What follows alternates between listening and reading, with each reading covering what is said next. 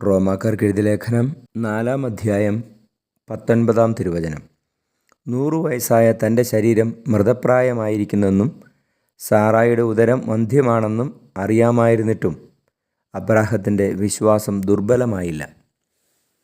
പരിശുദ്ധ പരമദിവ്യകാരുണ്യ ഈശോയ്ക്ക് എന്നേരവും ആരാധനയും സ്തുതിയും പുകഴ്ചയും ഉണ്ടായിരിക്കട്ടെ. ഈശോയെ, അങ്ങേ ഞങ്ങൾ സ്തുതിക്കുകയും ആരാധിക്കുകയും ചെയ്യുന്നു.